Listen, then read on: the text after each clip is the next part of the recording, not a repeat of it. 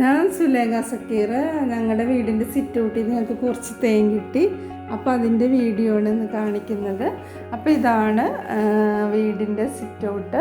അപ്പോൾ ഏത് ഭാഗത്തു നിന്നാണ് കിട്ടിയെന്ന് കാണിക്കാം. അപ്പോൾ സിറ്റൗട്ട് കഴിഞ്ഞിട്ട് കുറച്ച് മുറ്റുള്ളൂ. അവിടെ ചെറിയ പൂക്കളുള്ള ചെടികളൊക്കെ നട്ടുപിടിപ്പിച്ചിട്ടുണ്ട്.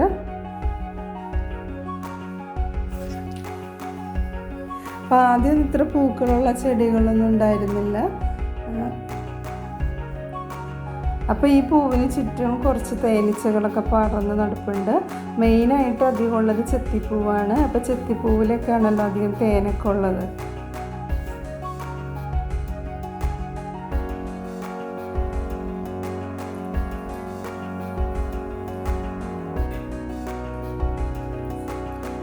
അപ്പോൾ ഇവിടുന്ന് തേൻ കിട്ടിയെന്ന് കാണിക്കാൻ പോവാണ്. സിറ്റൗട്ടിലുള്ള കബോർഡിനകത്തു നിന്നാണ് കിട്ടിയത്. അപ്പോൾ ഞങ്ങൾ തുറക്കാൻ പോവാണ്.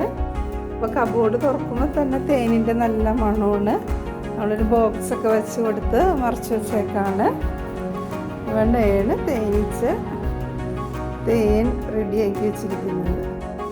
അപ്പോൾ അവിടെ ഇവിടെയൊക്കെ ആയിട്ട് പടർന്ന് കിടപ്പുണ്ട്. ഇവിടെ റെഡിയാക്കി കൊണ്ടിരിപ്പുണ്ട്. അപ്പോൾ വെള്ള പെയിൻ്റ് അടിച്ചാണ് ആ ഭിത്തിയുടെ ആ റൗണ്ട് ഭാഗം കാണുന്നിടത്തു നിന്നാണ് ഞങ്ങൾ തേനെടുത്തത്. ഇത് കബോർഡിൻ്റെ ബാക്ക് വശമാണ്. ഇവിടെ ഉള്ള ചെറിയ ഹോളിൽ കൂടെയാണ് തേനീച്ചകൾ വരയും പോകുകയൊക്കെ ചെയ്യണത്. അപ്പോൾ കുറച്ച് തേനീച്ചകൾ ഇങ്ങനെ വന്നു പോയിക്കൊണ്ടിരിപ്പുണ്ട്. അപ്പോൾ തേനെടുക്കണത് കാണിക്കാൻ പറ്റില്ല. ഹസ്ബൻഡ് തേനെടുത്തുകൊണ്ട് കഴിഞ്ഞപ്പോഴാണ് ഞങ്ങൾ കണ്ടത്. അപ്പോൾ ഇതാണ് അവിടെ നിന്ന് കിട്ടിയ തേൻ.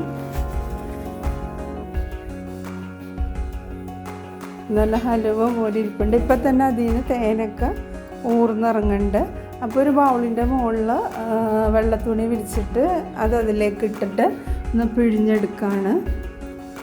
അപ്പോൾ നമ്മൾ വീട്ടിൽ പൂക്കളുള്ള ചെടികളൊക്കെ വളർത്തുകയാണെങ്കിൽ നമുക്ക് ആവശ്യത്തിനുള്ള തേൻ വീട്ടിൽ നിന്ന് തന്നെ കിട്ടും എന്നുള്ളതിനൊരു തെളിവാണിത്.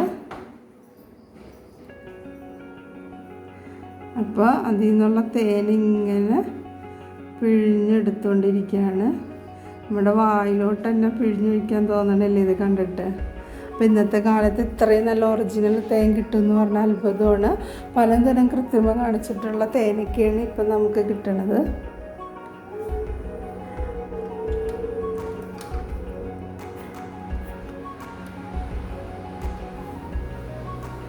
അപ്പോൾ നമ്മൾ വീട്ടിൽ പൂക്കളുള്ള ചെടികളൊക്കെ നട്ടു വളർത്താം.